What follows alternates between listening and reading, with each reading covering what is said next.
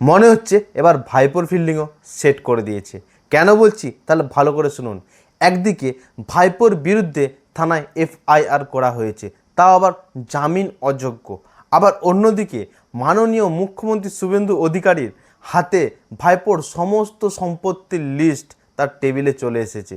এবারে কি হবে? বড় মাছ কিন্তু জালে এবার ফাঁসতে চলেছে। এতদিন তো সেই চুনোপুটি মাছগুলোকে নিয়ে খেলা হচ্ছিল, চুনোপুটি মাছগুলো ধরা হচ্ছিল। এবার মনে হচ্ছে বড় মাছ কিন্তু জালে ফাঁসতে চলেছে। আমার মূলত অভিযোগ জনপ্রতিনিধিদের বিরুদ্ধে, তারা যে ভাষাগুলো ব্যবহার করছেন তাদের বিরুদ্ধে। সেখানে অভিষেক ব্যানার্জিকে মাননীয় ভাইপো বাবু, কালকে প্রপার্টির লিস্টটা আনলাম কলকাতা কর্পোরেশন থেকে। আপনার লিপস অ্যান্ড বাউন্স 24টা প্রপার্টি কলকাতায়। তো নমস্কার, আমি নয়ন। মাননীয় মুখ্যমন্ত্রী শুভেন্দু অধিকারী যে 45 দিন চ্যালেঞ্জের আজকে 8তম দিন। মাননীয় মুখ্যমন্ত্রী শুভেন্দু অধিকারী আজ কি ঘোষণা করলেন, কি অ্যাকশন নিলেন, কি পদক্ষেপ নিলেন আমাদের বাংলাকে সোনার বাংলা তৈরি করতে, সেই সমস্ত কিছু আমরা আজকের ভিডিওতে আজ মানে 8তম দিনে কী ঘোষণা করেছে সমস্ত কিছু আমরা ক্লোজলি অবজার্ভ করব। আপনাদের উদ্দেশ্য বিশেষ ঘোষণা। আপনারা এই মানে মাননীয় মুখ্যমন্ত্রী শপথ গ্রহণের 8ম দিনের ভিডিও আপনারা 9ম দিনে দেখবেন, 9ম দিনের ভিডিও 10ম দিনে দেখবেন। তো এইভাবে হবে। তাই আপনাদের উদ্দেশ্যে অনুরোধ করছি যে চ্যানেলটা সাবস্ক্রাইব করে রাখুন, কারণ এই ক্লোজলি অবজার্ভ করা এটা আমিও একটা চ্যালেঞ্জ নিয়েছি। প্রতিদিন একটা করে ভিডিও দেব এবং আপনাদেরকে জানাবো কি করলেন না করলেন। তো সেই চ্যানেল যে আপনারা আমাকে সাপোর্ট করুন, চ্যানেলটা সাবস্ক্রাইব করে রাখুন কি করছে সেটা দেখার জন্য। তো চলুন শুরু করা যাক আজকের ভিডিও। উস্কানিমূলক বক্তব্য, হুমকি ও শান্তি বিঘ্নিত করার চেষ্টার অভিযোগে বিধাননগর থানায় এফআইআর দায়ের করে সর্বভারতীয় তৃণমূল সাধারণ সম্পাদক ও ডায়মন্ড হারবারের সাংসদ অভিষেক বন্দ্যোপাধ্যায়ের বিরুদ্ধে। এই অভিযোগ করে রাজীব সরকার নামে একজন ব্যক্তি, যিনি সেই এলাকায় সমাজসেবী হিসাবে পরিচিত। এবং এর মধ্যে এমন কিছু ধারা দেয়া হয়েছে যেগুলি কিন্তু জামিন অযোগ্য। যেসব ধারাগুলি দিয়ে অভিযোগ দায়ের করা হয়েছে সেগুলি হলো বিএনএস 192 ধারা, 193 ধারা, 315(2) ধারা, 353(1)(2) ধারা, 125 ধারা ও 123 ধারা, যেগুলি জামিন অযোগ্য। এবং তার বিরুদ্ধে অভিযোগ হয়েছে ভোট মানে 2026 বিধানসভা ভোট চলাকালীন তিনি জনসমক্ষে যেসব হুমকি, যেসব থ্রেট ও যেসব উস্কানিমূলক কথাগুলো বলেছিলেন, যার ফলে রাজ্যের শান্তি বিঘ্নিত হয়েছে।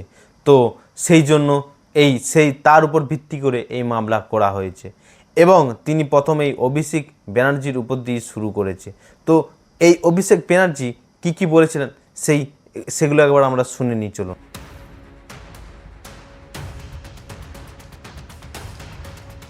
গুজরাটের গুন্ডারা এসে বলছে 23 তারিখ সব বাড়িতে ঢুকে যাবে, নইলে চুন চুনকে বদলা লিয়া যায়গা।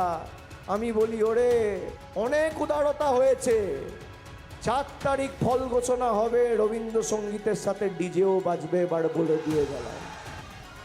যারা আমাদেরকে এসে ধমকাচ্ছে, বাংলার মাটিতে এসে বাঙালিকে চমকাচ্ছে, উল্টা করকে লটকা দেগা, আমি বলবো যে সৎ সাহস থাকলে 4 তারিখ বাংলায় থাকবেন, বেলা 12টার পর কথা হবে, দেখা হবে।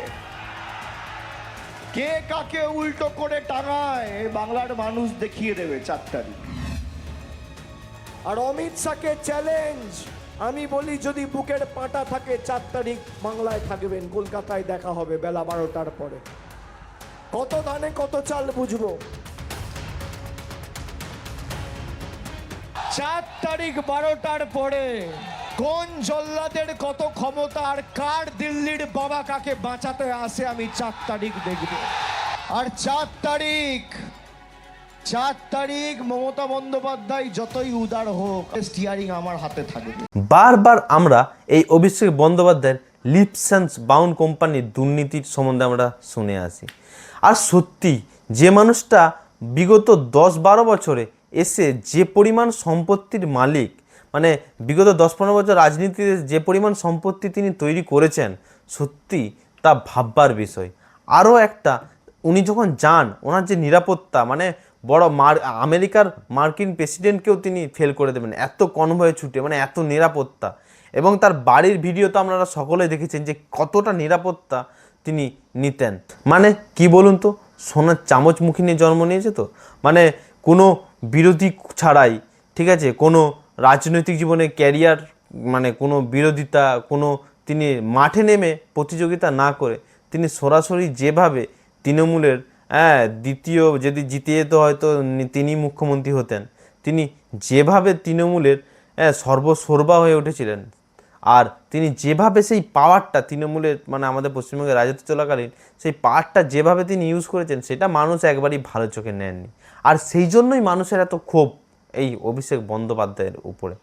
হয়তো এখন তিনি হেরে বুঝতে পারবেন, তিনি রিয়েলাইজ করবেন, এখন হয়তো তিনি সেই বিরোধীদের ভূমিকায় ওনাকে দেখতে পাওয়া যাবে রাজনীতিক জীবনে।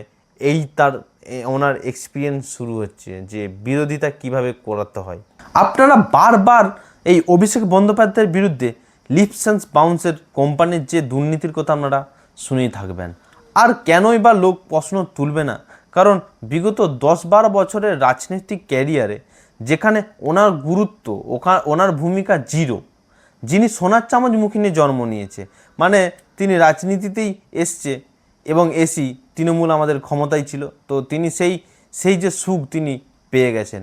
না তিনি কখনো করেছেন কারো বিরোধিতা, না বিরোধী রাজনীতি কিভাবে করতে হয়, তার মানে রাস্তায় নেমে কিভাবে রাজনীতি করতে হয় ওনার ওগুলো এক্সপিরিয়েন্স ছিল না। বলেন না সোনার চামচ মুখে নিয়ে জন্ম নিয়েছে। আর ওনার যে এই বিগত 10-12 বছরে যে পরিমাণ টাকার সম্পত্তি তিনি বানিয়েছেন শুনলে আপনি অবাক হবেন। আর তিনি যখন যান মানে যখন তৃণমূলের ক্ষমতায় থাকাকালীন তিনি যে কনভয়ে যেতেন মার্কিন মানে যে নিরাপত্তা যেতেন সেটা আমেরিকা যুক্তরাষ্ট্রের প্রেসিডেন্টকেও ফেল করে দেবে। এছাড়াও ওনার বাড়ির সামনে যে নিরাপত্তা সেটা তো মানুষ দেখিয়েছে, তো এগুলো মানুষ বাংলার জনতা ঠিকঠাক নিতে পারে না।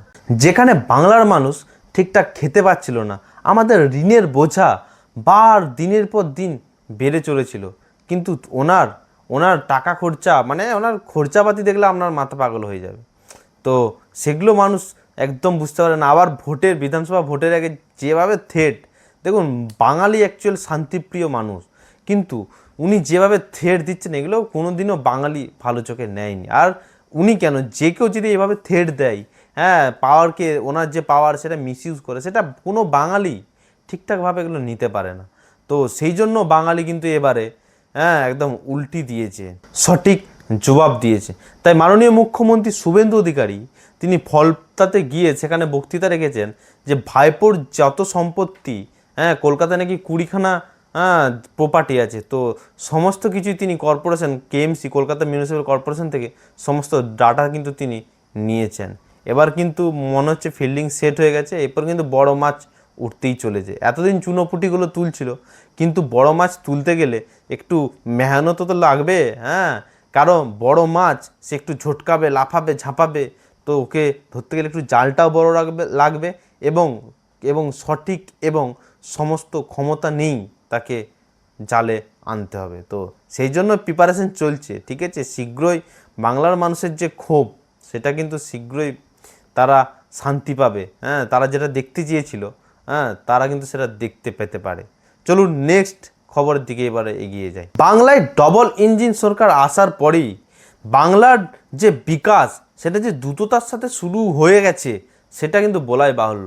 কারণ আবার বাংলায় 3টে নতুন প্রজেক্ট অ্যানাউন্স করে দিয়েছে ভারতীয় রেল মিনিস্টার, যেগুলি জলপাইগুড়ি থেকে শিলিগুড়ি এবং এছাড়াও খড়গপুর সাঁতরাগাছি হয়ে জয়পুর পর্যন্ত সেখানে একটি এক্সপ্রেস ট্রেন দেওয়ারও ঘোষণা করে দিল।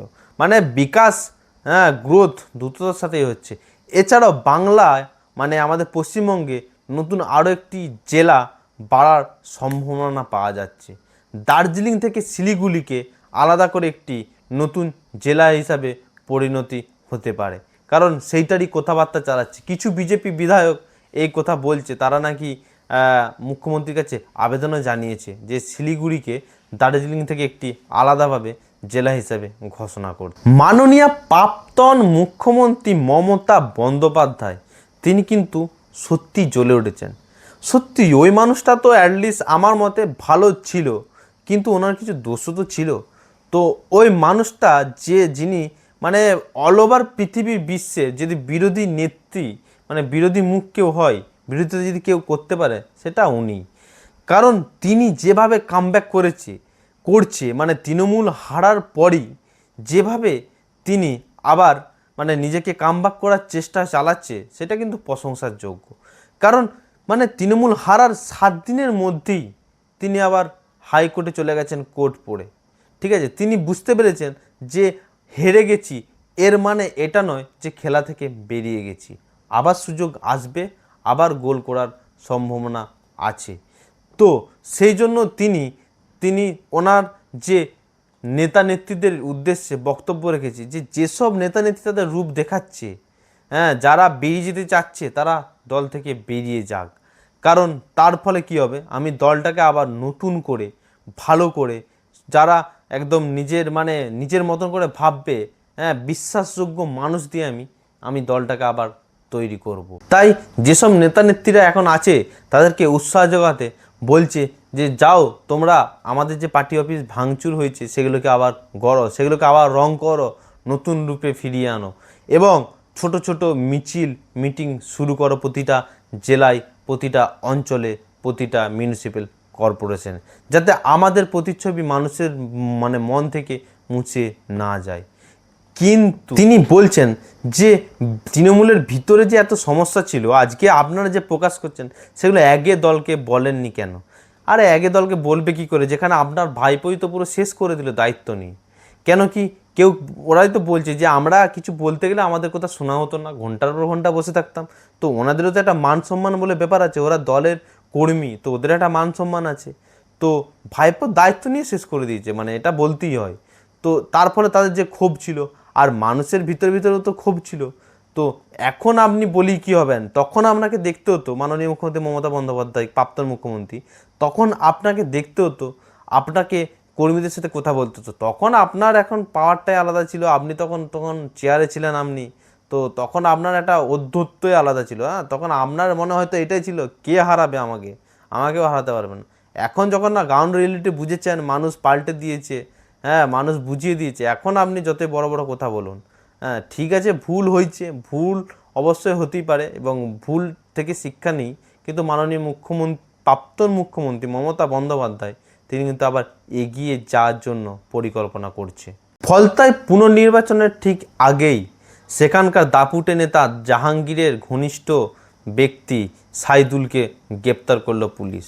এছাড়া অনেক তৃণমূল কর্মী এবং নেতা নেত্রী যাদের বিরুদ্ধে মার্ডার, কাউকে হুমকি, হ্যাঁ, এইসব দেওয়ার যে অভিযোগ ছিল, সেই অভিযোগের খাতা তুলে অনেক জায়গায় অনেক তৃণমূলের কর্মীকে কিন্তু এখন গ্রেপ্তার করা হচ্ছে। আর মাননীয় মুখ্যমন্ত্রী শুভেন্দু অধিকারী তিনি জানিয়ে দিয়েছেন যে সাধারণ মানুষের যদি ক্ষোভ থাকে, তারা যদি তারা যে সরকারি প্রকল্প পেয়েছিল সেখান থেকে কোনো সেই সময় কোনো নেতা নেত্রী কাটমানি চাওয়ার অভিযোগ উঠে, বা তাদের বিরুদ্ধে কোনো কেউ খারাপ ব্যবহার করেছে, কেউ মারামারি করেছে, সেই সব যদি কোনো তাদের অভিযোগ থাকে, তারা এখন পুলিশের কাছে অভিযোগ করতে পারে। এছাড়াও পুলিশের বিরুদ্ধেও যদি মানুষের অভিযোগ থাকে, কিন্তু জনতা এখন অভিযোগ করতেই পারে। তাই সমস্ত পুলিশ কর্মীকে বলে দিয়েছে যে অভিযোগ নেবে এবং তার বিরুদ্ধে সঠিক তদন্ত করবে। এটার জন্য ওনাকে স্যালুট জানায়।